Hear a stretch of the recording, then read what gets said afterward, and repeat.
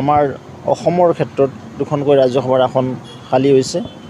এখন আসন আছিলে প্ৰাক্তন মুখ্যমন্ত্ৰী তথা বৰ্তমান কেন্দ্ৰীয় মন্ত্ৰী সৰ্বানন্দ সোণোৱাল ডাঙৰীয়া ৰাজ্যসভাৰ সাংসদ আছিল। তেখেতে এইবেলি ডিব্ৰুগড় সংসদীয় সমষ্টিৰ পৰা লোকসভাৰ সাংসদ হিচাপে নিৰ্বাচিত হোৱাৰ পিছত তেখেতৰ আসনখন খালী হৈছিল। দ্বিতীয়খন আসন আছিলে আমাৰ কামাখ্যা প্ৰসাদ তাছা ডাঙৰীয়া। তেখেতেও কাজিৰঙা সংসদীয় সমষ্টিৰ পৰা লোকসভা সাংসদ হিচাপে নিৰ্বাচিত হোৱাত দুইখন আসনে খালী হ'ল আৰু দুইখন আসনৰ কাৰণে প্ৰায় 10জন প্ৰাৰ্থীয়ে আমাৰ আবেদন কৰিছে আৰু আটাইবিলাক জ্যেষ্ঠ সন্মানীয় কাৰ্যকৰ্তা।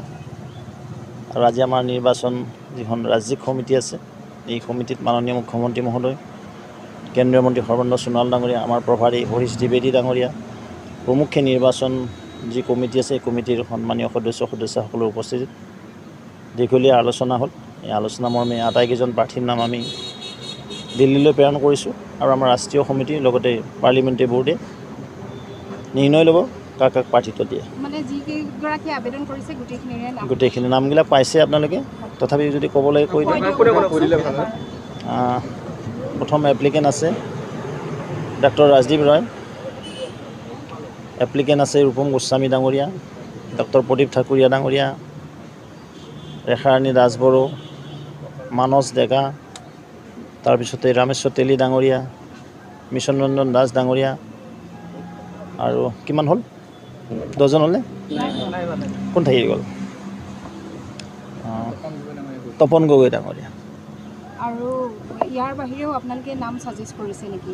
নাই, আমি যি এপ্লিকেণ্ট হৈছে তেওঁলোকৰ আধাৰত তেওঁলোকৰ নাম আমি বিবেচনা কৰিছোঁ, গোটেইকেইজনৰ নাম, আৰু গোটেইখিনি নাম আমি পঠাই দিছোঁ। আৰু আমাৰ বিশ্বাস আছে অনুপ সিং ৰাজপুৰোহিত আছিলে। বিপ্লৱৰঞ্জন শৰ্মা ডাঙৰীয়া এপ্লাই কৰা নাই, তেওঁ প্ৰাৰ্থী হ'ব। তেওঁ চামগুৰি সমষ্টিৰ পৰা, এতিয়া আমি হেৰি কৰা নাই, তথাপিও তেওঁ এপ্লিকেণ্ট হৈছে। চামগুৰি সমষ্টিৰ উপ নিৰ্বাচনৰ কাৰণে তেখেতে প্ৰাৰ্থীত্ব আগবঢ়াব।